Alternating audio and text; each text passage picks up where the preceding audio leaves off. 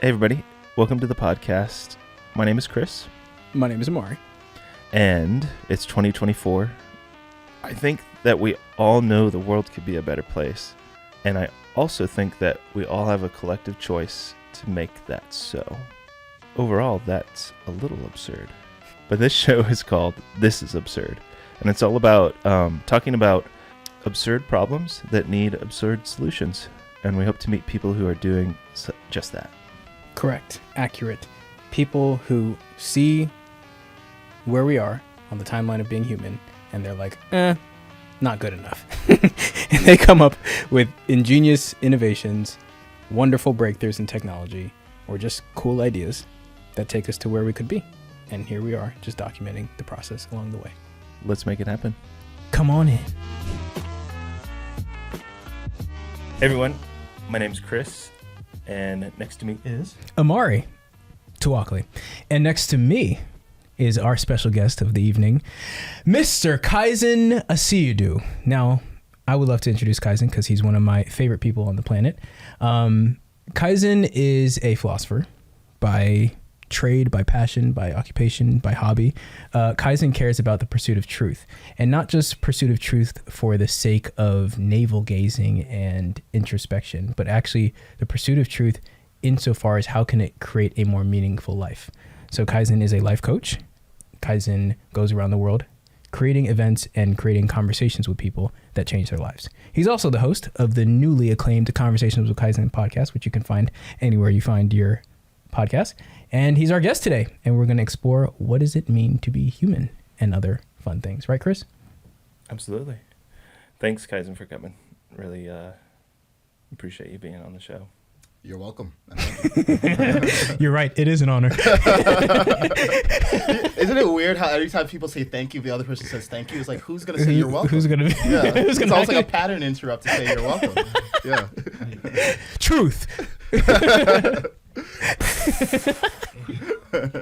Yeah, Kaizen, can you share with me and the listeners what's your profession? How do you describe it? And what do you do? Cool. Yeah, so my profession is a life coach, and I create transformational experiences for men, as well as I'm a talk show host. So I have conversations with Kaizen, and then Amari was too humble to mention our joint project For the Culture, which is fucking amazing, and everyone should watch. But I would say my calling is, I'm a practical philosopher. And I think a lot of the time people consider philosophy this like airy, abstract thing, which I think is actually really sad because I view philosophy as eminently practical, and it's there to teach us about our relationship with the world and with ourselves so that we have a better life. That's the end goal of all philosophy. It's not just to navel gaze, as Amari said. It's to help us actually navigate this world and create the life that would be most meaningful and fulfilling for us. 100%. Wow. How did you come to do that? That's pretty kind of, that's not your average career. How did you come to make it? It's interesting. So I first got into philosophy at college, and I went to Harvard. And while I was there, I had this, honestly, I was drawn to philosophy a bit out of insecurity because I got there and I went to like a kind of crappy public school that like 60% graduation rate. And when I was looking around at Harvard, I was like, I feel like everyone's so educated here, like educated in the like classical sense, like they understand philosophers and artists and literature. And I just wanted to be more cultured and educated. So I checked out a class. I forget which class it was, but I remember, it was called Social Studies 10. And in Social Studies 10, they taught a survey of different Western philosophers. And I remember the first philosopher that I really fell in love with was Jean-Jacques Rousseau. And he wrote this book or treatise called A Discourse on Inequality.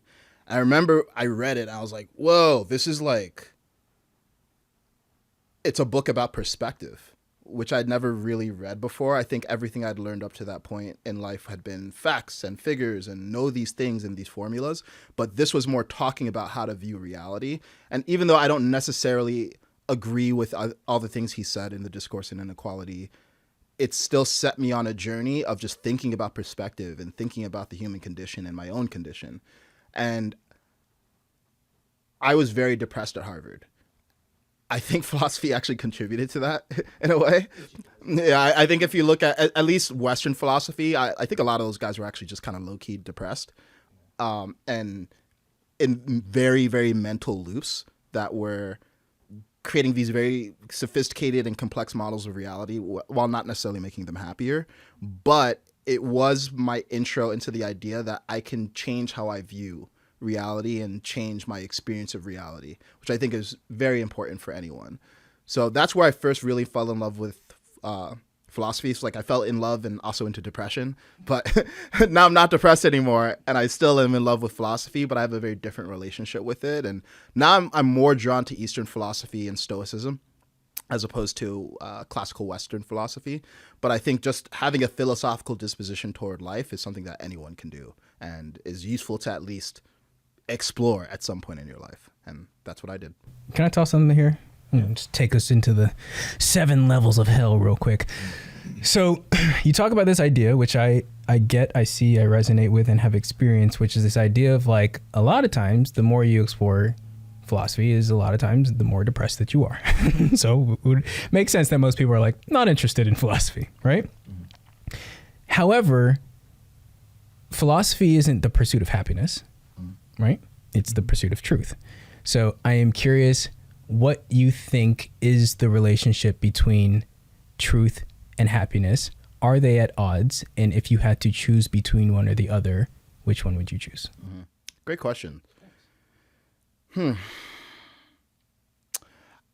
I don't think truth leads to happiness, but I do think it leads to power. I think the better that you understand the universe and yourself and can craft an empowering relationship with it, the better you can choose to have whatever reality you want to have. And if that's a happier reality, you can choose to do that. If it's a reality where you literally just want to navel gaze and go into a depressive cycle, you can also do that. And this kind of turns on an interesting point of like, hey, what is everyone's goal? I don't know that everyone's goal is really happiness. So I think a lot of these philosophers in their pursuit of truth, they just wanted to know. They just wanted to know. And happiness was like less important than that. I am concerned with human flourishing and well-being, and we could just call it more tritely happiness. But I don't think that's the end goal of philosophy itself. I do think philosophy is fundamentally about truth, and then you can apply those truths to creating whatever reality you want. And I'm interested in a happy reality. Right. So it's what I'm hearing, and I think was even in the introduction of Kaizen to the show, is like, it's not just the navel gazing. It's like, okay, well, what do we do with this thing once the truth has been discovered? So it's philosophy. As 3 philosophy nerds, we can all agree that it's cool, it's fun, and it's actually never the end result, right? It's like truth to power to what, right? To create happiness, to create fulfillment, to create a better species, like whatever it is. But ideally, whatever is created, the first ingredient in order to actually create it is truth. And philosophy is the aggregation and the attainment of the truth. Exactly. Yeah. What do you think, Crystal Keaties? I think you guys are philosophizing. Yeah. You guys are pretty in sync, and I am following along. What I wanted to ask was, I'm following along the best that I can with a person that has 2 ears and a slow mind inside of his head. And self-awareness. And humility. But yes, those are adjectives that fit the puzzle. But what I wanted to, you guys are using the word philosophy. And I think Amari's definition isn't traditional. I think philosophy is the love of whatever philo is. The love of, so there's my uneducated, I don't know Latin, I guess, or whatever the hell it is. Can you keep talking and I'll etymologize it real quick? Yeah. It's the first time anybody's ever said etymologize. It's the love, I had it in my head just a minute ago. Yeah. It's the love of, it could be the love of truth. Or the love of, no, I think it's the love of wisdom, I think. Yeah, wow. Love of wisdom. Well done. Okay. Slow mind, you sure? Well, I mean, it took me 5 minutes to get there. But I didn't get there at all. I studied philosophy. So. Philosophia, from the Greek word, the love of wisdom. Yeah, literally what it means. It's the love of wisdom. I love that. And I think that your extra adjective onto practical philosophy is actually in the original word, but we forgot it. So you're trying to rejuvenate it, potentially. I'm just projecting, but wisdom, I think, is a practical thing. It's how do you live better, or how do you do something better? How do you get to where you want to go? Or we could talk about what wisdom means, but the love of wisdom is what philosophy is. So I could go more places, but here's a tidbit that maybe you've heard. In like Western Judeo-Christian philosophy is portrayed as a woman. So, wisdom is portrayed as a woman. So, like the pursuit of wisdom, philosophy is like trying to love a woman in that world of thinking. So, anyways, does any of that resonate, or are you familiar with it? And like, what do you think of all that? It does. It makes me think of part of the reason why I kind of fell out of love with Western philosophy. So guys like, Heidegger, Wittgenstein, Nietzsche, it just doesn't feel very robust the way that, or even Kant, like the guy like never left his village his whole life. It didn't feel very practical, like about living an expansive, full experience. But I think a lot of the people that we classically associate with more ancient philosophy, like Plato, Socrates, Aristotle, those guys were like full of life. Those guys were, I think one of them like wrestled and was like fucking jacked, and like basically like almost like a warrior philosopher. And that I think is more in a representation of embodiment of philosophical principles and embodiment of wisdom. It's about how to live a good life, not just theorize about it. So yeah, I love what you just said about this point on wisdom. And I think that's what the world is missing.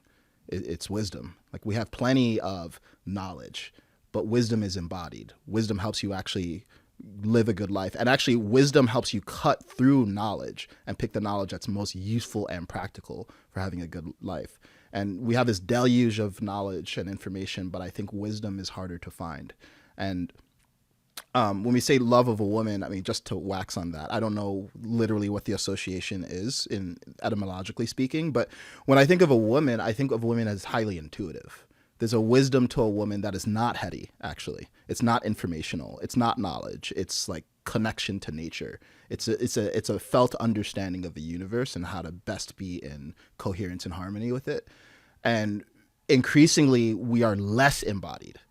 Everything that we do seems to be more about the brain and being disconnected for ourselves. And from that place, you can have a lot of just like cyclical philosophizing and thinking about experience of life, but not actually experiencing life itself. So when we say practical philosophy, it's kind of redundant. I think you're kind of pointing out, because like love of wisdom and wisdom is practical. But I think the point of emphasis that I want to make is that no, I'm personally, I have a bachelor's in philosophy. I'm not like some PhD in philosophy or anything, but Fraud. I know, right? Get him on the podcast. But to me, at least when I look at my purpose and my role in the world, I think it's to embody certain principles and represent something in how I live my life, in impacting people, in creating experiences, not merely in like the thoughts that I share with people. So yes, I resonate with all of that. Yeah. The point of this podcast is to point out the absurdities of life. It's pretty absurd that like people don't get guidance, to like have a good meaning or a good vision or a good purpose or whatever word you want to use. How do you see like the common person today? Like what's you said they were missing wisdom. What effects is that having on people? And like, how do you see, what's the problem, you think? Well, everyone's fatter and more depressed than they otherwise would be if they had wisdom. Seriously. I think to your point about what are we teaching people? What are we teaching kids? Honestly, even through Harvard, I felt like I was just accumulating more knowledge and information, but I wasn't getting self-knowledge. And I think what we need to be doing is prioritizing self-knowledge over knowledge. And I think self-knowledge is wisdom.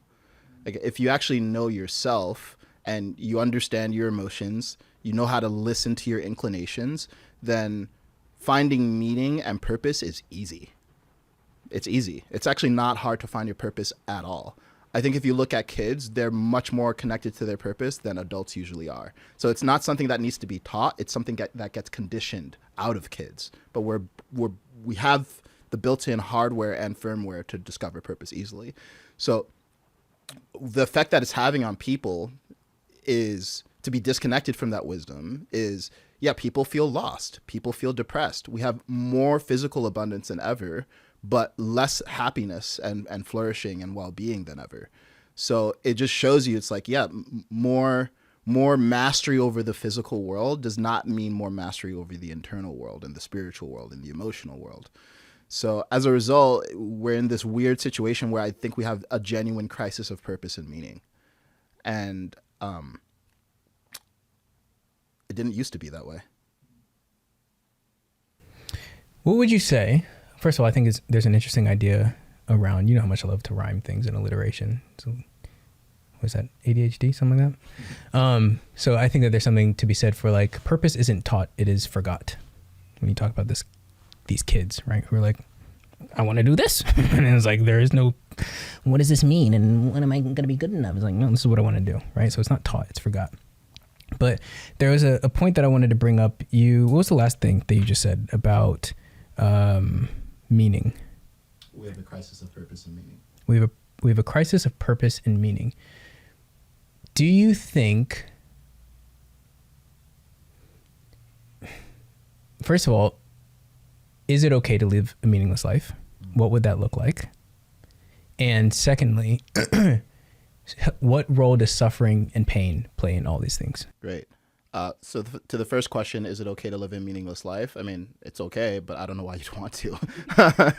See, it just seems like misery. It seems like misery. And I think there are people out there who genuinely, there's a weird enjoyment of misery. Like it's almost like a quirk of the universe that we can have a kink around misery and suffering. So there's people who actively seek out misery. And I don't think it's uncommon, actually. I think we all, at some level, do dysfunctional, self-destructive things because we're conditioned poorly. So to that point, yeah, I think it's okay, but I just don't see why a healthy person would want to. I actually want to go, before I answer that last question, I want to go back to something you said about purpose is something that we forgot. I think there's a very practical sense in which that's true. Einstein, I don't know how old he was. He was maybe like 4 years old. His dad bought him a compass. And when he saw the compass and he saw how it operated and he saw that it somehow utilized invisible magnetic forces to operate, he was blown away. That started his love affair with quantum physics, what later became quantum physics and understanding gravity, and like, how the fuck does this all work? Marie Curie, she walked into a lab and she saw all this stuff in a lab. Now, she didn't really know what it was, I think, at the time, not really at a deep level, but it moved something, right? Something was called, and you can call her spirit, her authentic self, her psyche, her unconscious mind, whatever. So yeah, I think there's a very practical sense in which kids actually know their purpose, not at an intellectual level, but they know what they like. And then what happens is parents, society, peers tell them, no, don't do that. That's not safe. You can't make money that way. No one else does that. That's weird. And then we forget our purpose underneath all these stories and the conditioning. Yeah. And that's what's happened. We've forgotten. Yeah.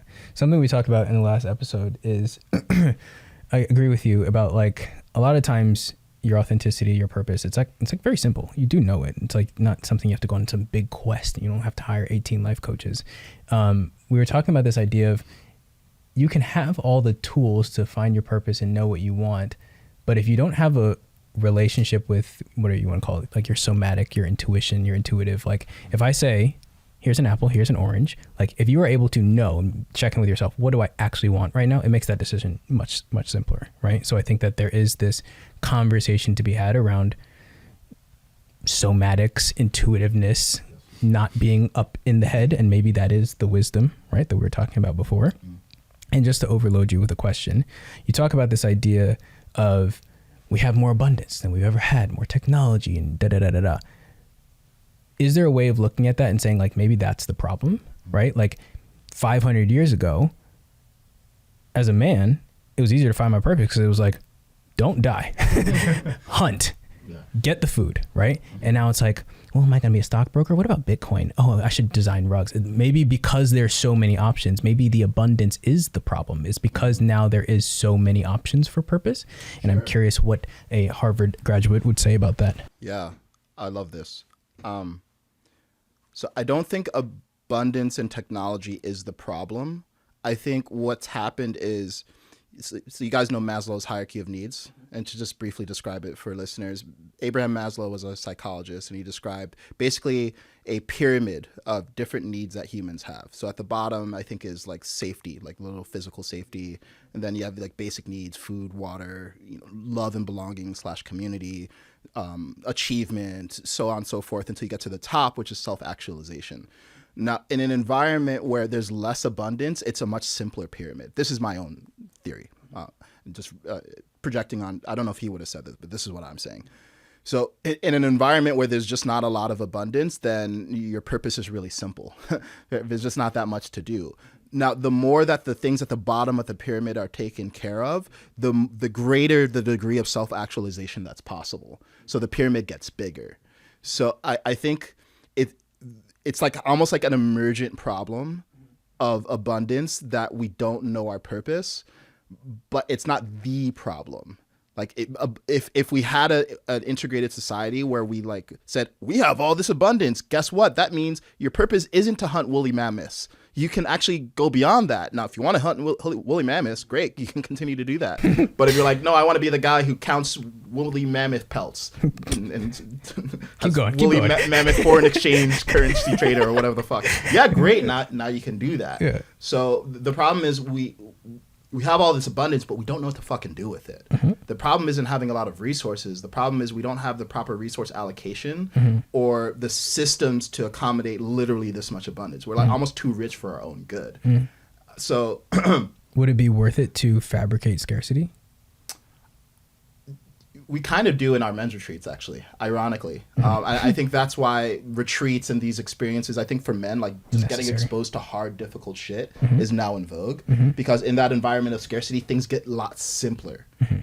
But when you have all this abundance, the solution isn't let's go backwards. It's like, no, let's integrate the systems that we had with the abundance that we have to create a better fucking system. Which is a more complex problem than I have to kill a woolly mammoth. Exactly. Yeah. Exactly. But it feels like an eminently solvable problem. Like, yeah, it's not unsolvable. Yeah. And I think that's what we're being called to do as a species right now. Yeah. One last thing, and I'll toss it to Fetus Lokitis.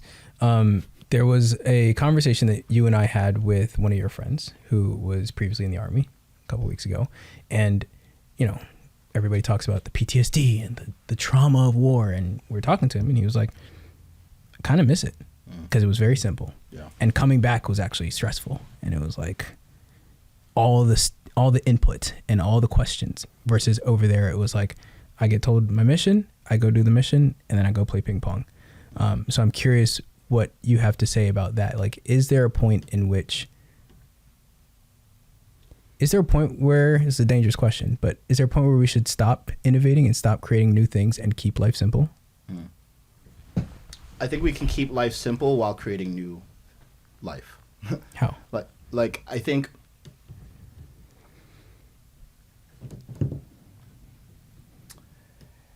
it's almost as if the complexity is not a byproduct of technology. It's a byproduct of misusing the technology. So we're using technology for all sorts of stupid shit. If we use technology to just like learn how to farm and create more woolly mammoths so that we can all have meat and not have to worry about that year round, then we could keep life very simple. Hey, we're using this technology to create food. Then we can say, okay, well, this other thing that we like to do, which is play, we can find more advanced forms of play. So if you look at some of the things we do, like MMA is on the rise. I used to think it was so fucking stupid. I was like, why are we watching men hit each other? This is regressive. But actually, as you were saying that, I was like, maybe we actually should have MMA in schools. Maybe actually kids should have an environment to feel their physical edge. And I think especially boys need this because men need missions. Men need physical danger. They need to actually push up against death and feel who they are in the face of that. That's what a sublime experience is. It's getting to face death. So I think the core needs are always going to be there for humans. And we can make meeting them simple, but we can also make them more advanced. You can have a more advanced form of simplicity rather than a primitive form of simplicity. So I think it was, I don't know if it was Einstein or Da Vinci said, simplicity is the highest form of sophistication. And I think that's true no matter how advanced a civilization is. You can always keep it simple, and it can be simple but better. And I think we're making it worse and more complicated. And that's the real issue. Because I think technology is just a boogeyman. Technology is fucking dope. Like, technology is the literal reason we can have 9 billion people on the planet. Like, that doesn't happen in fucking woolly mammoth. I don't know why I keep talking about woolly mammoth. So Keep going. that doesn't happen in woolly mammoth area. Like, you can't sustain 9 billion people on the planet. So if we agree that more life is more good, then the question is, how do we create a better life for 9 billion people?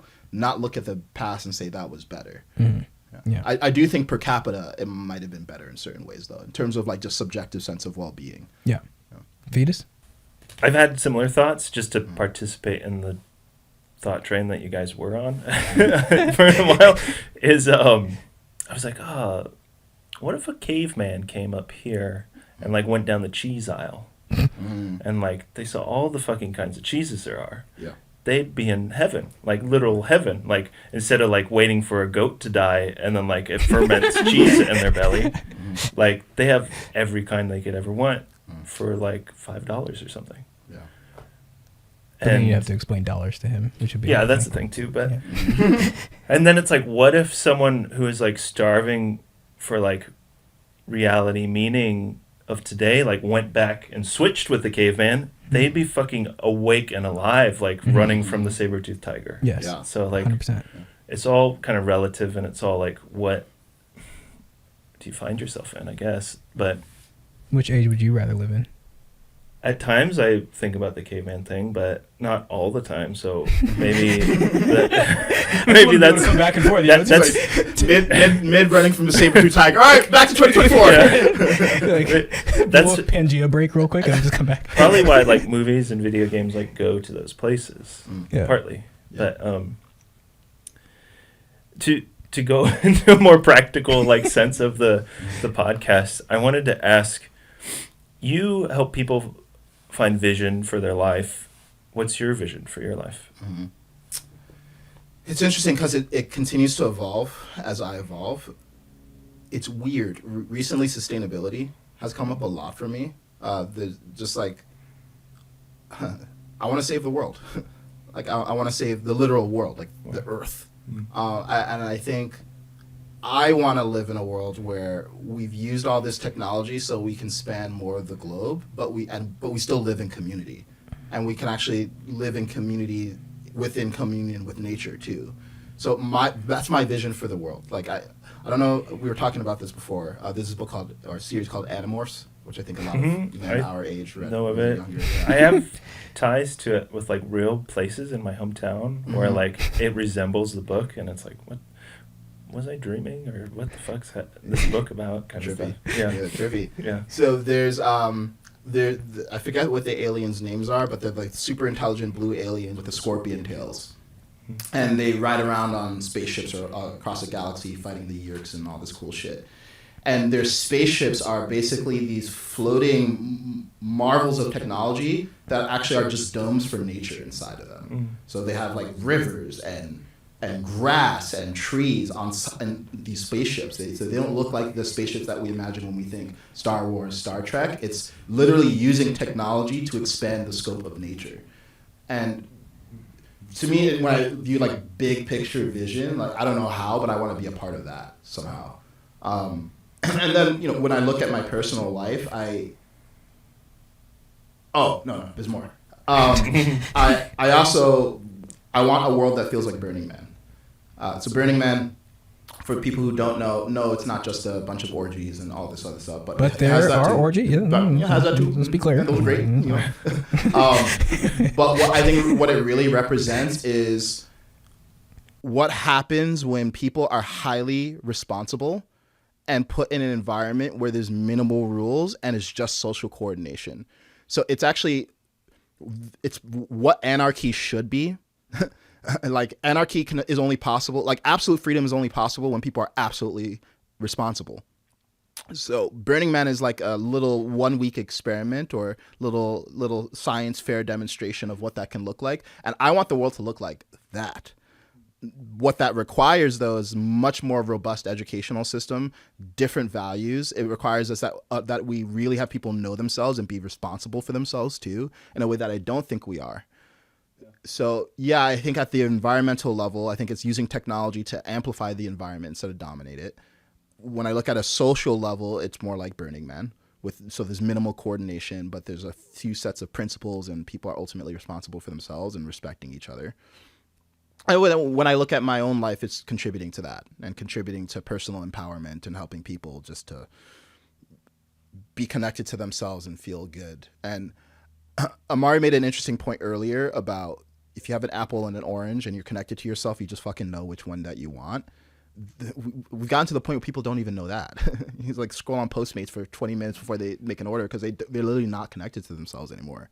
So I think what we're experiencing is, yes, a somatic, intuitive, emotional disconnected problem where because we are not connected to ourselves and we're so heady, we don't know what we want. We don't know what we need.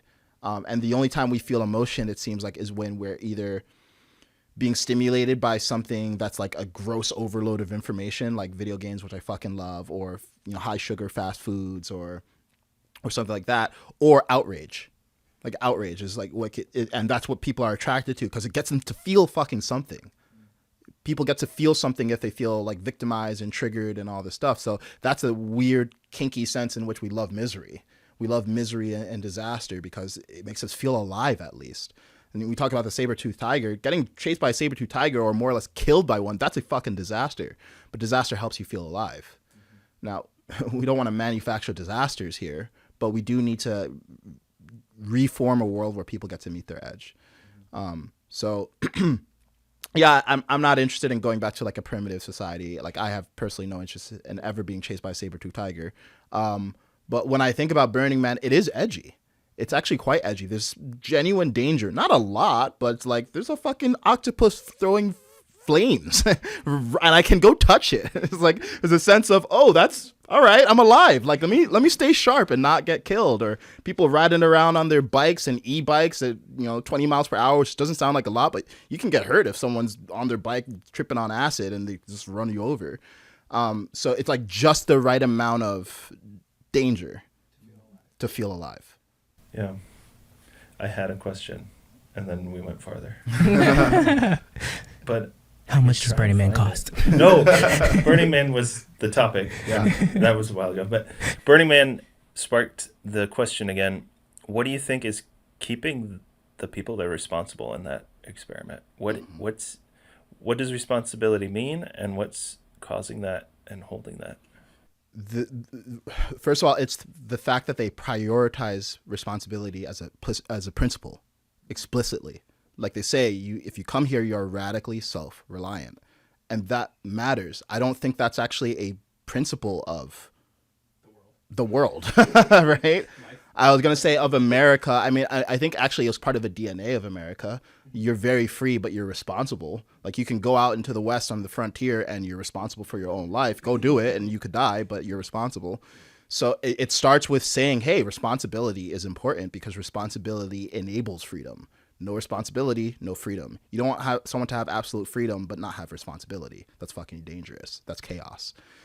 So I think the reason it works at Burning Man is people are opted into that value. Like you literally have to say, yeah, I agree with this. Obviously, there's still people who act like shitheads there, and that's going to happen in any large scale system. And then it's kind of community enforcement, like people saying like, hey, don't fucking do that.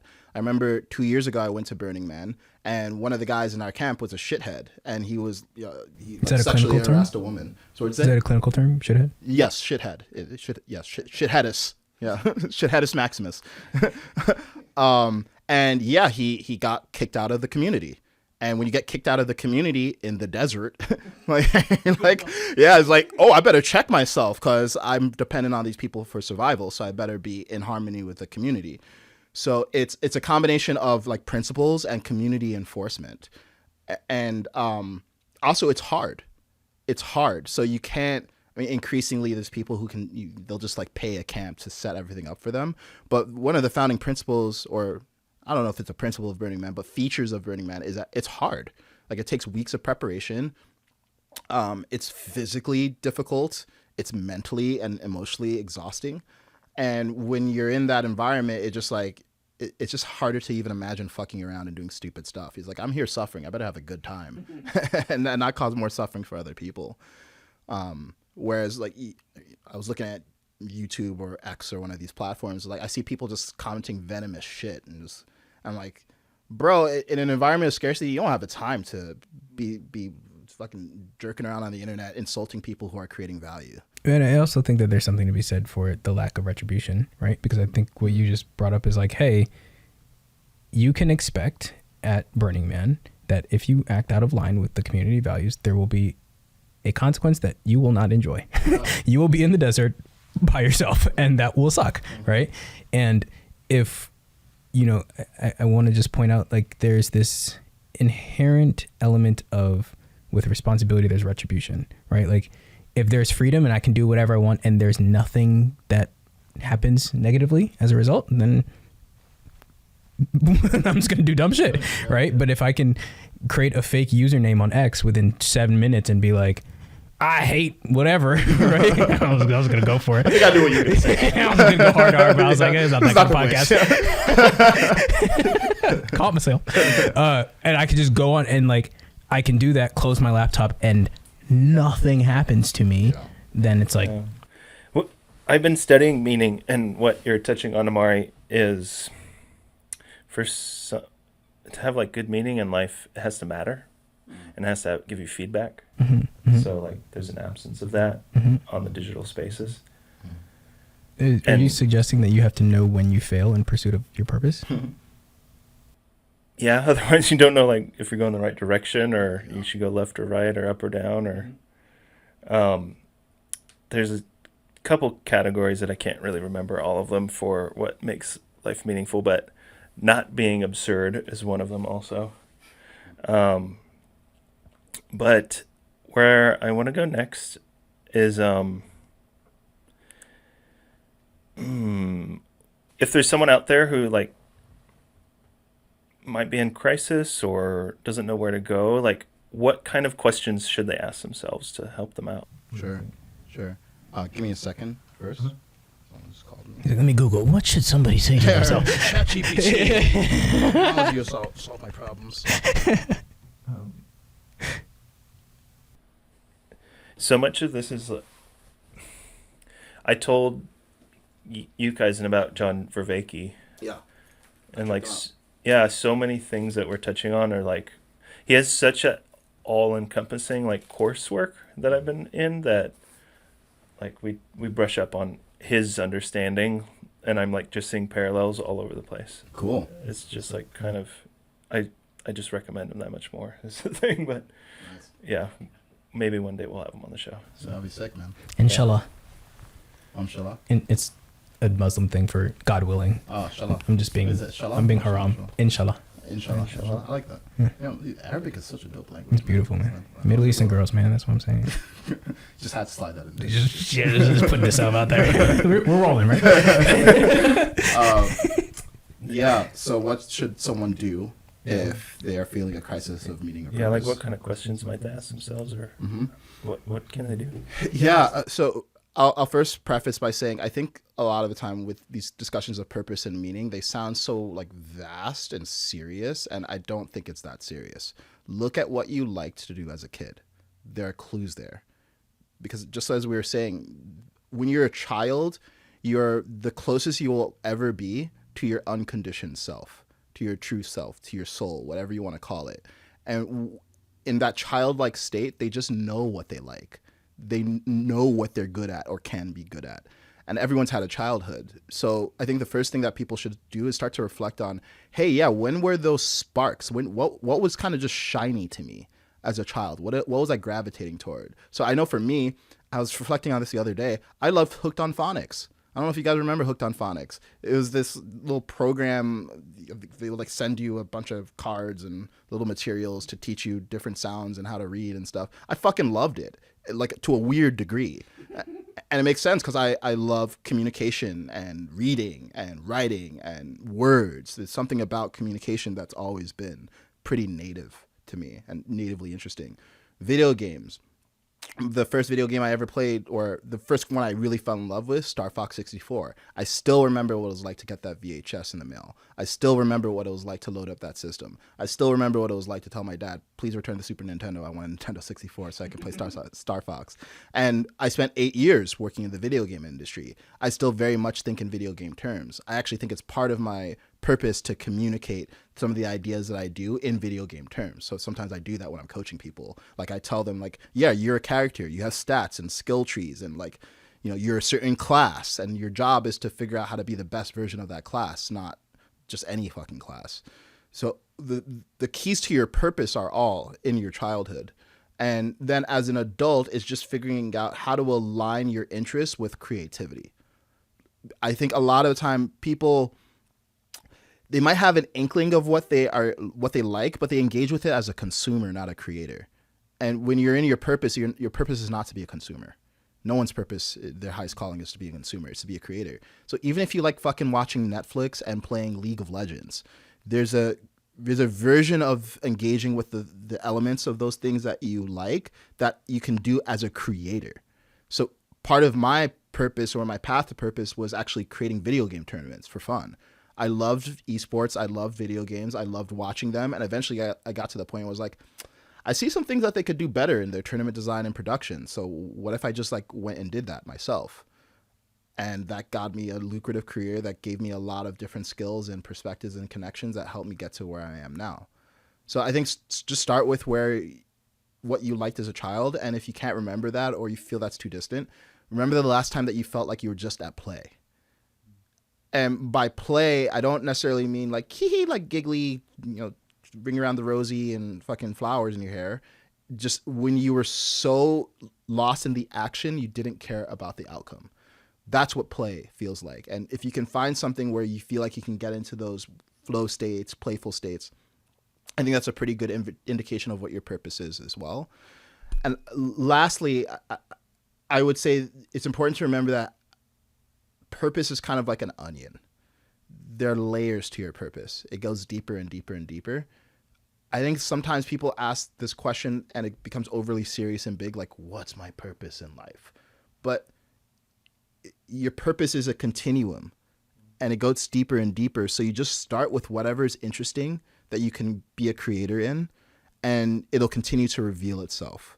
So literally just follow what you're interested in. Ask yourself, what do I like to do? What are the areas that are stimulating and that I get enthusiastic about? And then go iterate as a creator. That's the hard part. The hard part, again, isn't finding out what you're interested in. It's getting over your own limiting beliefs and your own insecurities and the fear of being vulnerable, the fear of failing, so that you can follow the interest all the way. But if you do that, you change, you get clear on your purpose, and then your life changes as a result too. Can I pressure test real quick? Please. So you talk about Einstein. Mm-hmm. Shout out to him. And you talk about Marie Curie, right? And you talk about how she ended up in the lab and that took her where she went. Talk about Einstein, he got the compass, took her where. What did she do? Who is that? Wow, this man is such a misogynist. Did she invent penicillin or find the precursor to penicillin? Something like that. Something medical. Yeah. Shout out to Marie Curie. So these individuals who later created great things were first exposed to something that pressed up against the part of themselves that resonated with it, right? However, what if Einstein's dad never gave him the compass? Mm-hmm. What if Marie Curie's, whoever took her to the lab, she never found herself in the lab, right? It's something that we talked about in the last episode is like, yes, I do think that there's information in the childhood, right? And how much of it is determined by the kind of childhood that you have, right? Mm-hmm. You could be growing up in Sudan, Uganda, whatever, and you could be like, wow, software engineering is like what your brain was designed to do, but you never get exposed to it. So what are your thoughts in that as far as like, yeah, you might say go back into your past and that will reveal your purpose, but what if your past never puts you in places to find the thing that actually clicks you? Yeah. I would challenge the assumption that your past never put you in a place to find something that you're interested in. So, for example, I mean, Einstein, he grew up in a good home where his dad had the money and the love and attention and care to buy him a compass that he would like. And if you're in, a refugee camp, maybe you don't have access to as abundant an environment. But I believe that reality is rich with data always. There's always so much data to interact with. It just depends on where your focus is. So, okay, let's say you're in Africa. Well, most Africans, I think, at this point have cell phones. There's tons of information accessible. We up, baby. What's that? We up. Yeah. There's tons of information available through a cell phone. And then there's the cell phone itself, which is like a marvel of modern engineering and circuitry. And you can open that shit. Maybe there's something interesting in there. So I think there's always a way to get exposed to something that's interesting to you, no matter how scarce the environment that year was. And I just refuse to subscribe to the idea that there isn't, because that's like a victimhood mentality. It's like, I never had a chance to find purpose. It's like that's just not true. So I'll just live a life I hate. Yeah, it's like you had moments that you were like, this is interesting. Yeah. The apple is better than the orange. Yeah. So follow that. Yeah. Keep following it until you find something that really hits. I think also like people are more robust and adaptive than that. That person was born to do software. Like it's a skill set, like undertone that is good at software, but it's also good at this other thing. Exactly. Great point. There's general purpose skills that are applied to specific endeavors. But yeah, I mean, again, Einstein, it's not like it's not like any kid who gets a compass then jumps into fucking inventing general relativity. It's just not how it works. It's like there was something about the compass. There'll be another compass coming, essentially, in that story. Exactly. Yes, there's another compass coming. There's always, this is where I'm going to get a little bit spiritual. There's always, like, when you think about this word genius, genius is, no, even better. So the word inspire, I learned this recently. I think the etymology of it is basically something outside of you is breathing into you. Something outside of you is breathing into you. You're always being breathed into. The question is, are you paying attention to when you're being breathed into? Are you paying attention to when you're feeling inspired? Or are you just treating it like another fleeting moment in your life? Moments of inspiration are always coming. Even if you're fucking depressed, there's still moments where you're relatively less depressed. Pay attention to that. That's the path to inspiration. Keep tracking that. Keep following that. Which, again, suggests that there needs to be some sort of relationship between you and your intuition and your somatic. Yeah. Yeah. Yep. Yeah. I'm familiar with spirit, meaning breath, and these etymology terms a little bit, but I resonate with them also. I want to ask a selfish question because I'm a new father. Shout out to Levi at home. Shout out Levi. What's up, Levi? And how do you teach responsibility to people? Going back to like the Burning Man stuff, like how can we teach kids or even adults better? Like how do we teach people responsibility for themselves, or how you see it? Yeah. I think it's empowering people to face consequences, positive or negative. That's what responsibility is.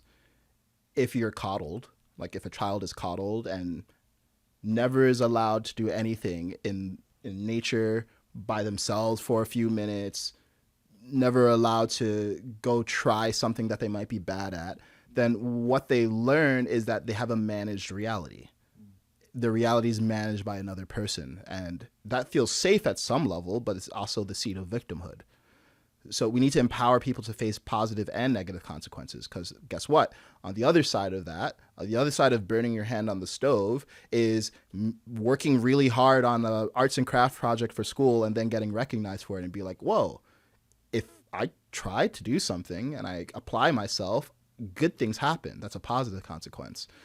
So this is kind of the byproduct of having an overly comfortable world where we're so comfortable that we can be insulated from consequences.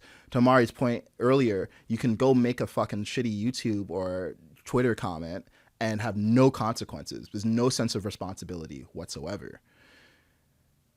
So I think for kids, they actually need to get knocked up a little bit. And the goal, I believe as a parent, should be to create a safe enough container so that if they get knocked up, it's never going to be too bad, but they do experience the consequences of their actions. Totally. I want to. Do you ever hear Gabor Mate?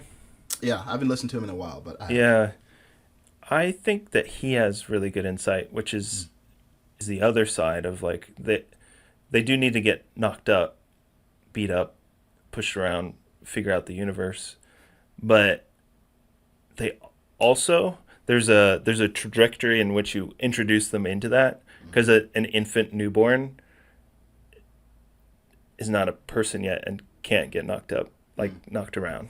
So there's like a graph where it's like this much, like there's more like support for them and like managing their universe because they're not a full person yet. And then it kind of tapers down, and then the space gets bigger in which they have freedom to get knocked around. Does that make sense? And like, Yeah. Do you agree with that? And, Oh, I totally agree. yeah. You're Well, not I mean, you're not gonna treat but an it, infant but the it, same as but a it, teenager. but it's not like it's easy to see like on the edges, Yeah. but like there's a transition to that, Of right? course. Yeah. I mean, it's like everything. There's caveat, there's nuance, there's complexity. And it totally makes sense that depending on the environment, depending on the age, depending on the level of capability of the child, there's going to be more or less freedom and responsibility. The reason I think I point to facing consequence and getting knocked up a bit is I think that's what we have too little of, relatively speaking, on the spectrum of too much coddling to too much freedom. I think there's probably too much coddling. Yeah, I would agree. I think that like modern life with the abundances we've been talking about earlier, it's like the risk is pretty low to like lose your life, or like I lose my job, maybe it sucks for like a really long time, and to get a new job, and maybe we have to move, but no one's like dying over that mistake. Yeah. So there but also to go with that kind of point, there's like a misbalance of like how important we make work. Like, you're not going to die from it, obviously, but that's the main stress for like a lot of professionals is like, am I doing good at work? And that's like a really imbalanced thing where it makes me think of kind of the ratio of work that I hear from like more primitive societies is like anywhere from like 13 to like 25% of the time is your work, instead of like now where it's like 5 days a week is your work. Yeah. Huh. Ooh, okay. Yeah. What should we do better? Like, or what part of that do you like? Which part of what I said is more interesting, and what should we do about that part? Yeah, beautiful. What's one of your favorite video games? Zelda. Zelda. Cool. Do you ever have times where you're just lost in the fucking game? Yeah, if I have the opportunity, for sure. Yeah, I mean, but it's very goal oriented though too. But that's a game where different personalities could play it differently too. Yeah, but you can be so engaged in this thing that's ultimately trivial and just not that important, but the brain is designed to find things important. Like no matter where we are, we're going to find something to make important, and I think that is important. The reason I talk about video games is I know growing up I had a really weird relationship with video games where I fucking loved them, and they were the places that I went to act out my trauma and rage on the internet and act like a shithead. And it's interesting because I don't look at the time that I spent playing video games as wasted time at all. Like I got a lot of enriching experiences. I learned a lot as well. I think it helped develop my mind in ways that I value. But it was almost as if like I would get lost to the point where it's unhealthy sometimes. Like I would attach it to my self-worth, how I would do in the game. So I became super caught up in my status in the game. Like literally, how high is my ranking in the game? Did I go on a losing streak today? To the point I'm like punching my fucking keyboard, saying shit to people that I would never say to them in real life. And this is very, very common, especially among the competitive hardcore gaming community. So there's something where it's like, wow, like how awesome that people can get this excited about a video game. That's fucking cool. And the shadow side of that is attaching your self-worth to it to the point where you do things that are harmful to other people. So when we think about work, I don't think it's a problem for people to obsess about their work. I think the problem is when people attach their work to their self-worth. That's when you stop playing the game and you've become lost in it. So when we look at the great geniuses of history, they were lost in their work. Like Einstein was literally daydreaming about a bicycle riding alongside a ray of light. Like that's how he came up with a lot of the shit that he came up with. Da Vinci was fucking weirdo, man. He was like studying birds' tongues and just observing water to see how the water would swirl in an eddy. And he was so deeply curious about life. He would carry around, he did this even with the Mona Lisa, years, and just add a brushstroke here and a brushstroke there. Like that's what it's like to be obsessed with your work. So I don't think that there's an issue with being obsessed with your work. It's just keep it in perspective. Like, yeah, as you said, like you're not going to die. Most people's work is not actually tied to, even we say livelihood. It's like, it's not actually going to affect whether you live or die, not in modernity. So keep it in perspective, but then, yeah, go fucking play the game, like all in. But just remember it's a game. Mm-hmm. What do you think isn't a game, or like where is there like an undertone? Is it just like kind of natural survival is what's like not the game, or? Yeah, okay. So I mean, I think at a woo-woo level, we're all just God or modifications of consciousness. It's all a fucking game. When the game ends, we're gonna realize that's what we are, and it's like, okay, that's just a really good game. That's a belief you hold? Yeah, it's an intuition. It's a suspicion that I have about reality. Suspicion is a really good word. Yeah. In this case. Yeah. I don't hear enough people use. Yeah, I have an inkling that it's like, this is just consciousness experiencing consciousness, and it's basically just one big game. But yeah, I mean, at a practical, just like human level, if we don't agree it's a game, then don't hurt each other in the game. So, for example, when people make, I don't know why I'm on this tip about toxic comments on the internet, maybe because I got some and I don't like that. Like, it's one thing if I'm playing Halo with my friends and we all know we're playing Halo and we're there to shit on each other and teabag each other and fucking embarrass each other with our skill, right? There's a container, there's a set of rules, there's a culture that we've built with each other. Yeah. Same thing with Imari and I, like when we like make jokes at each other's expense, like there's a container, there's a shared understanding, like this is a game. But if there's no agreement that it's a game, then it's not a fucking game. So if you're acting in a way that's hurting other people and people have not consented to that game where you can get hurt, then that's not okay. Same thing. It's like you don't fight random people on the street, but people then get paid millions of dollars to do MMA because we agreed that's a game. Everyone's agreed to step in the ring and fight each other, to test themselves, to experience their edge, to give entertainment to other people. So it's more about the relationship that is formed between the people engaging in that collective experience. This is a tangent, but it could be fun. What do you think, like the worldview that you just talked about of like we're all consciousness kind of plugging into like different roles, and then afterwards we'll know that was the case. On the front side of it, which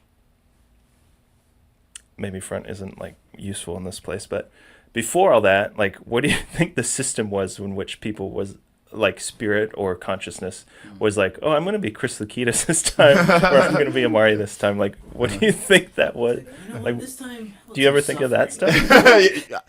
That's actually an interesting point. I mean, you joke, but it's like, why suffer? Well, I don't know. If you were consciousness and you're around here for eternity, you'd probably get bored of having fucking steak dinners and blowjobs every night, and eventually be like, yo, what would it be like to just suffer? Just for 80 years. I mean, I'm going to be around here for like, trillions of years. So I think there's an interesting thought is like, okay, suffering is kind of it's like a kink. Like, why do people have kinks? There's something pleasurable about playing out the kink. So like what were we doing before? I don't know, just vibing.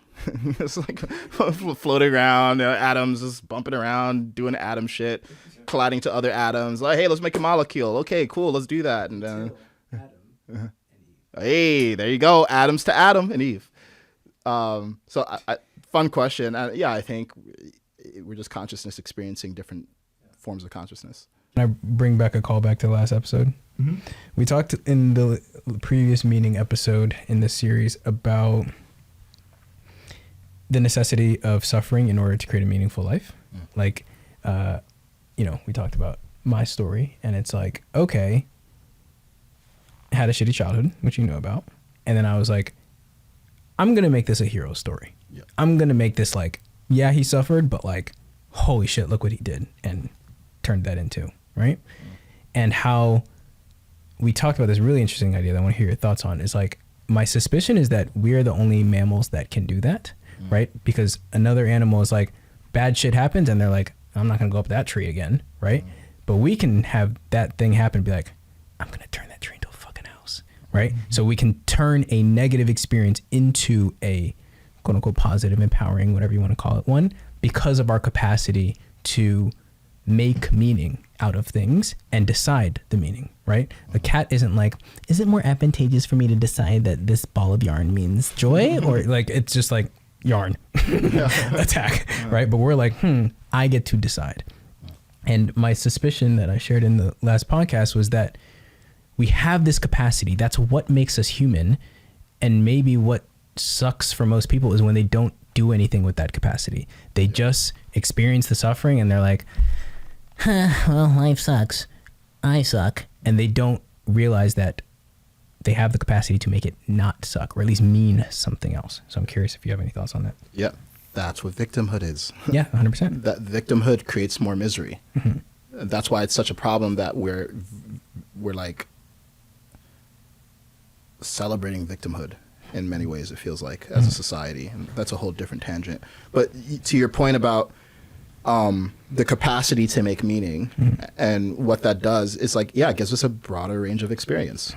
Like a cat is just, my dog is here. He has a very narrow range of experience. Right? It's a simple, narrow range, and he enjoys it to the degree that he's able, but I don't want to be a dog. I want to have a greater capacity for everything. Like you think of the yin and yang, right? It's black and white. The goal isn't to make the circle all white. The goal is to make the circle bigger and be more comfortable with all of the circle. So when we think about even in the entertainment that we're drawn to, or the hero story, we love the drama. We love the drama, and it's not bad to love the drama. It's just you probably don't want your life to be dramatic in a stupid way, but you want it to be an intrepid journey. Like when you think of the Iliad and the Odyssey, it's an intrepid fucking journey. That's inspiring. That shows like, wow, they lived big. They made the whole fucking yin and yang really, really big. That's awesome. And I think that's a gift as a human to be able to say, I'm going to make the meaning, and not only to make the meaning, I'm going to make a new reality because of the meaning that I chose here. And I'm going to choose to make that powerful. So there are people who have come from the deepest, darkest depths of human misery imaginable and have soared to the greatest heights. And that's a much more compelling story than, yeah, I had a good childhood and then I had a good 9 to 5 and then I died. Like, that's an experience, but it's not the experience that echoes across time. It's not an experience that inspires other people. Do you think everybody has an innate motivation to echo across time? Maybe time is too big for a lot of people, but certainly just have a greater life. Like I think everyone has a deep part of them. Look, there's no child who says, yeah, I just want to have an okay life. Like it would be fucking weird. It's that like, kid is traumatized. It's like, Timmy, are you sure? You don't want to go be a fucking astronaut or Iron Man? No, man. Nah, I want to be an accountant, Dad. Come on. It's. I don't think it's natural to want to play small. Yeah, somebody get this kid some pussy. Jesus. All right, there's that kind of podcast now. Edit that part out. Yeah, so I think everyone. I mean, some people have greater capacity than others and greater desire, and I don't think everyone needs to be the star of the solar system. I think everyone has different roles, and I think those roles can be equally satisfying in proportion to their desire. But yeah, I think most people are not even living in proportion to their desire. So suffering. You talked about victimhood earlier, and I could tell it is a topic that you yes ponder. Yeah. How should someone escape victimhood? Yeah. Like, you could take it to what degree you want to answer it. Yeah, I think just first ask, is it working? Is it working? I mean, I would. The only people who I think victimhood kind of works for are people who are making a brand out of victimhood and attracting other people who are in victimhood. And as a result, they're getting status out of victimhood. And even then, you're still going to have a miserable life, but at least you're the most visible miserable person in the group. So, but seriously, it's like looking at it, it's like, okay, well, if I'm blaming my dad and my boss and my bitch ex-girlfriend and my asshole ex-boyfriend and all these people, well, great. How's it making your life better? It's making your life better in a small way on a really narrow time scale of, well, in this moment, at least I get to not feel the pain of responsibility. But over the course of your life, it kills you. So the first thing to recognize is that we are all in victimhood to a degree, me included. We all have things that we're not taking responsibility for in the way that we can. I don't think it's a binary of like I'm taking absolute responsibility versus none. And I think the work of becoming an adult is actually just claiming more and more responsibility. And the reason to claim responsibility is not because it's good or bad, but because it just gives you more capacity to create the life that you want. So I think self-inquiry is the answer. Like if you start to get curious about, hey, am I getting anything out of blaming this or saying that this shouldn't have happened or saying that this person shouldn't have done this or the world shouldn't be this way? No, you're causing more mental anguish and resistance. And I'm passionate about this because I see it in the world and I see it in myself too. Like I can't think of a single time when victimhood has ever helped me. When I was fucking depressed and wanted to kill myself at Harvard, there was nothing about the world or anyone else that I could blame that would make me happier. I had to choose to view that as, oh, I had a set of mental processes and life decisions that led to me feeling this way. And it's not about fault. It's not about blame. It's about recognizing, oh, I can respond. I have the ability to respond. That's what responsibility is at the end of the day. I think the reason that we don't want to claim responsibility is because there's this like moralism attached to it. Like this, like, oh, that makes me bad. If I fucked up, I shouldn't have done that. No, there's no should here. It's not about should. It's about what can I do going forward. And that's what responsibility is. And I think we've lost touch with that. At least in Western culture, it feels like we're not preaching responsibility anymore. Or if we ever did. I think we did, actually. And we're losing touch with that. And it's like, we can ask this question at a civilizational level. Is it making us happier? No.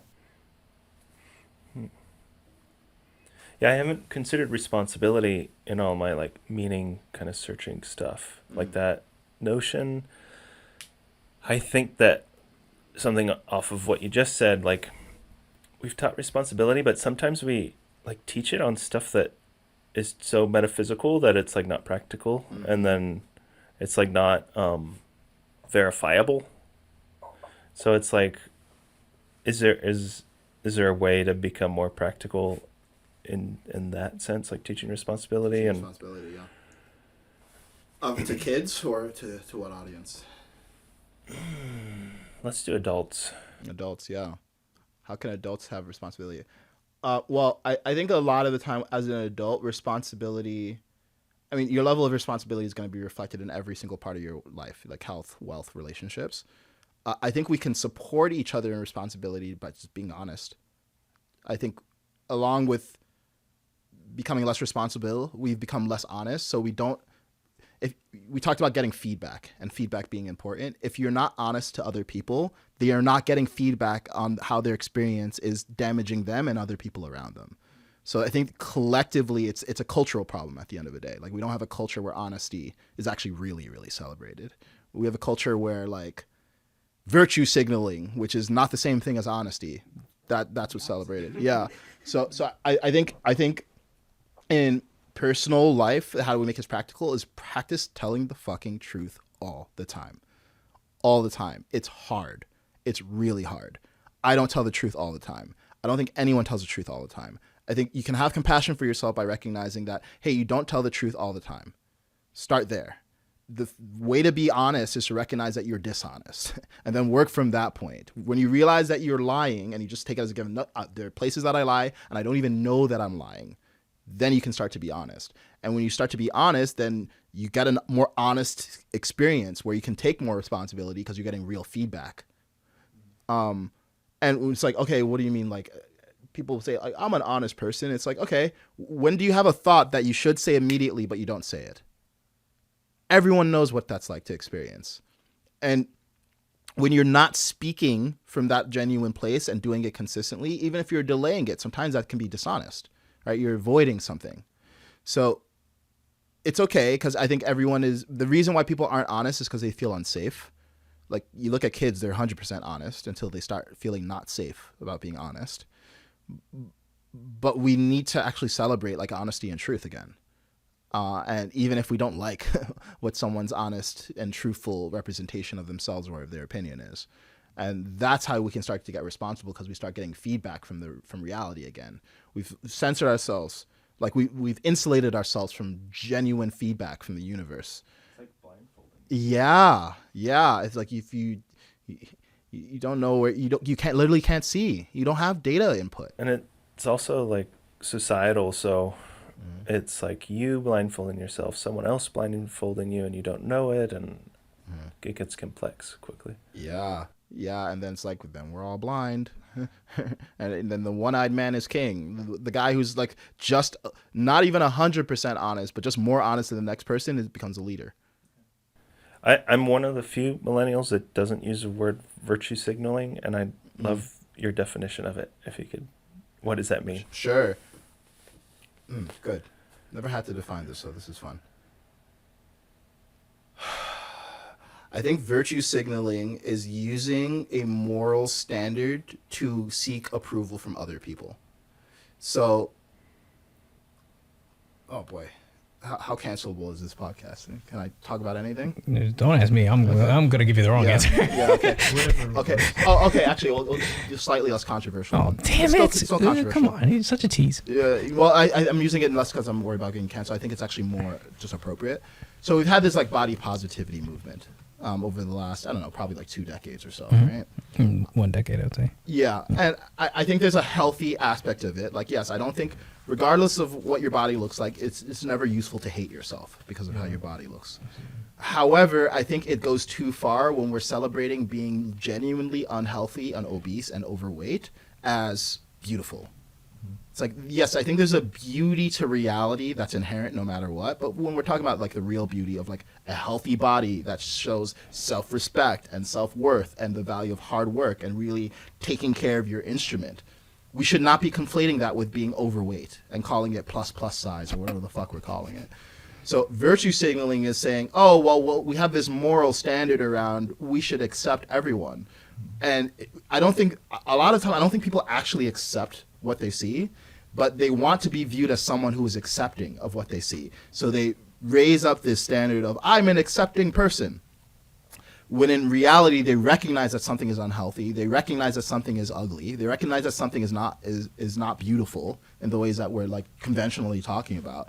But they stand on this podium, this high horse of, well, I'm loving. So let me show you how loving I am. When I think actually that's the opposite of being loving. It's the opposite of being loving to hold clear signs of poor health and high esteem and then say that's a good thing and look at how holy I am. So yeah, there's a level at which it's like, yes, it's all love, everything's beautiful. Yes, I think everyone should love themselves regardless of their condition.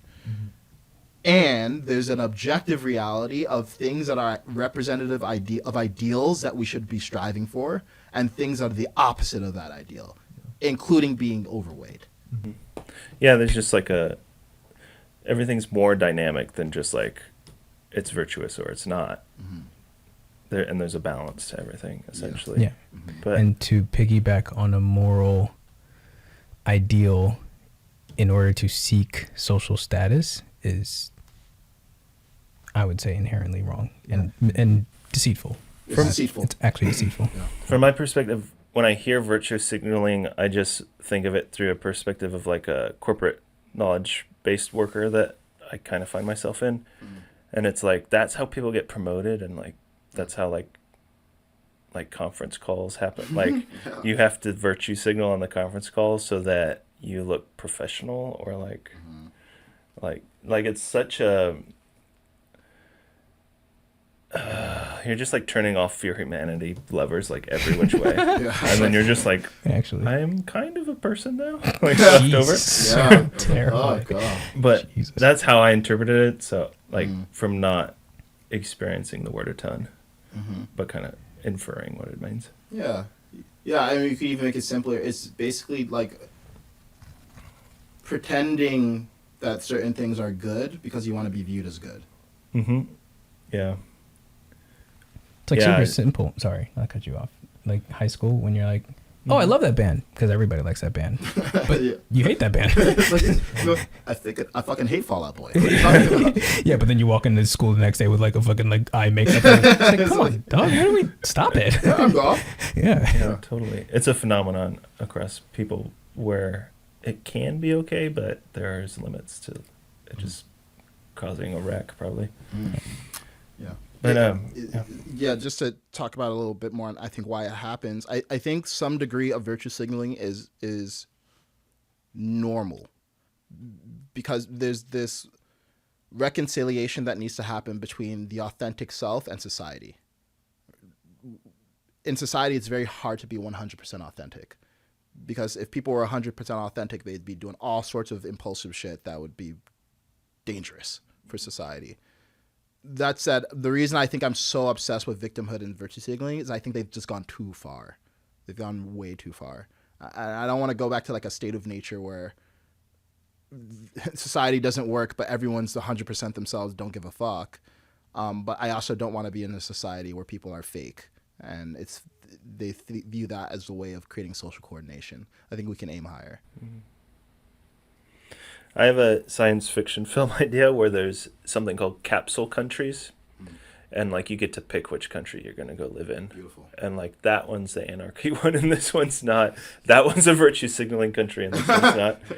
Yeah, good. And yeah, so that's like thought experiments that I run into that space. Ooh, have you read Scythe? Okay. I don't know it. I actually want to get Neil Shusterman on my podcast. So Scythe is a book by this author named Neil Shusterman.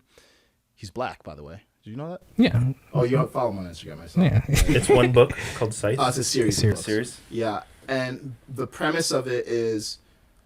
Oh, sorry, I didn't mean to I don't want to derail wherever you're going. Is this No, a tangent? if it's relevant to meaning or things of that nature. It's relevant. It's relevant to what you said. Cool. So it's this future, not too distant future, where AI has basically solved all of our problems. That we have benevolent AI. It's great. Everyone. That happens in my non-existent book also. Cool. And my name is also Neil Schusterman. yeah, right. And I'm black. That's my pen name. Whoa, you found purpose. Yeah, in this society, they divide up America into different parts, and Texas is its own little capsule with its own set of rules. Basically, everything goes in Texas. Like it's like full anarchy, and the AI allows that because it's important to have this one place where the AI doesn't control anything, and people can just opt in to be in Texas. I think that's actually really healthy. I think that, to me, that is a utopian future.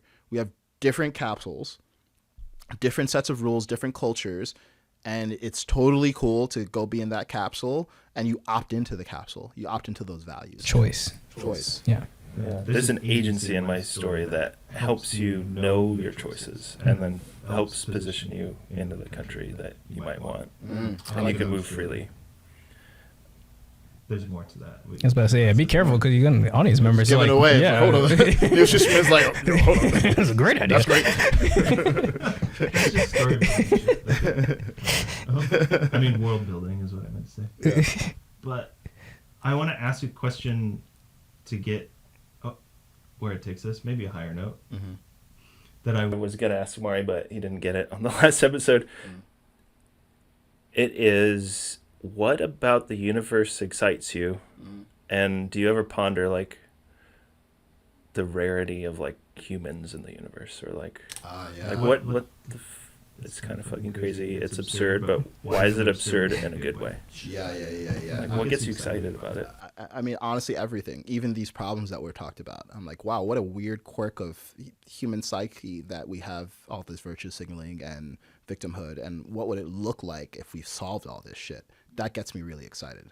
Like the idea of inverting all of our problems and turning them into solutions, that's really fucking cool. Because we talk about sci-fi. I think the cool thing about sci-fi is it's actually, sci-fi is like basically about utopias a lot of the time. It shows us different versions of the future where things are way doper and still have problems, but like, yeah, capsule reality where everyone has their own thing that they could do. So what gets me excited is possibility.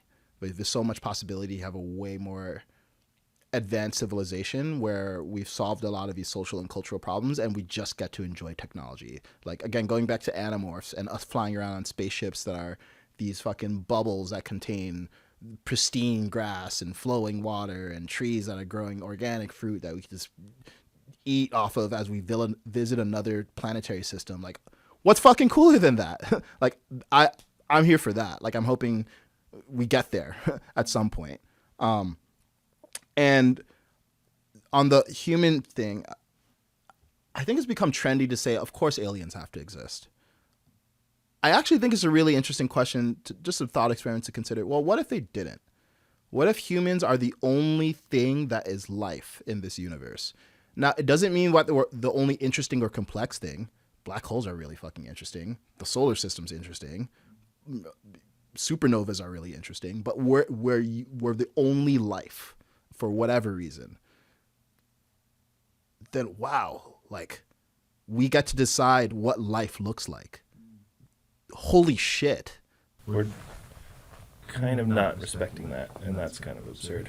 We're Some doing better than I some think. of us are. Yeah. I don't know. My life is great. I guess like politics and like world leaders and corporations, they're not respecting that. Some of them are, and it's also not as simple as they're not. I mean, everyone has areas where they're respecting life and not respecting life, me included. So I just view all the things that we can do with life, not just our lives, but the greater life experience that we have. And I think it's cool to think about aliens because they give us this way of going outside of ourselves and thinking of what life could be like. Like when we think of what would an advanced civilization be like and all the cool things that they could have, is like, but we could have that. We could do the exact things that we're seeing in Animorphs, and Red Rising is my most recent obsession. Like, I think sci-fi is really cool because it actually shows us what is possible for us. So, yeah, I know this is like, we talked a lot about problems, but I think the reason why problems are interesting is because they invite solutions and they force us to have a vision of a really, really fucking cool world that I'm excited for. And I don't know, I go outside and like, my life is great. Genuinely. I'm not even just telling myself great. It's fucking awesome. And it can be more awesome. So let's figure out how to make it more awesome. I don't think life is bad. I think we're going through a rough spot overall. Not our best inning. Yeah, it's not our best inning, but it's still the full game. It's like, so we don't, we're here in this inning. Let's get to the next one and recognize the next one will have problems too. But hopefully it'll just be higher order problems instead of some of the stupid shit that we're focused on right now. Hell yeah. Okay, one last question for time, and we could close up. But we over-index. Like, I've heard this from you. I've heard it from Amari and from lots of sources. Like, we over-index on the kind of propositional thinking, like just thinking in general, and like philosophizing in that space. And you at the beginning talked about the early philosophers who embodied wisdom. Yeah. What are some tips for people to embody wisdom, or like fucking get out of their head and like embodying their role? Or yeah, well, embodiment means body. So do things that get you in your body. Yeah. Go do hard shit. I remember when I was really depressed, I felt like I was a walking head. I literally was solipsistic, and solipsism is this phenomenon, I think it's psychological, philosophical, both, where you're literally questioning if you're the only person who exists. You only do that when you're not in your body. Like when you're actually connected to your senses and you know what it's like to feel alive, like you don't have this condition of solipsism. So I think the first thing is do things with your body. Like, that's why cold plunges are great. I think cold plunges, there's all sorts of physiological benefits, but I think the thing is, it actually like kind of like, it's like almost like a death-like experience.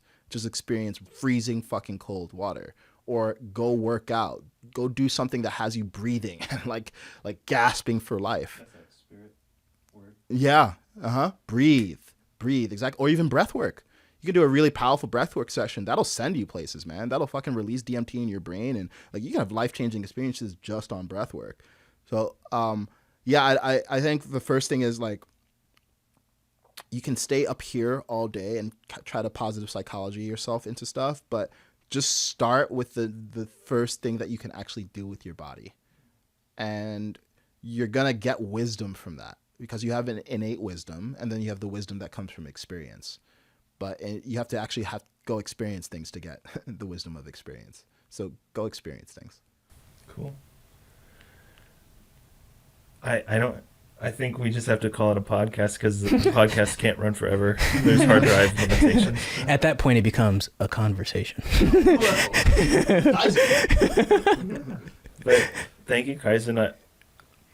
I could do this a long time, and I just appreciate your mind and yourself and your personhood and just everything. So thanks for coming to the show. Thank you. Those were great questions. So wonderful. Thank you. I really enjoyed answering them. Yeah. Cool. Well, thanks everyone else for watching, and there'll be more. See you later. This is absurd.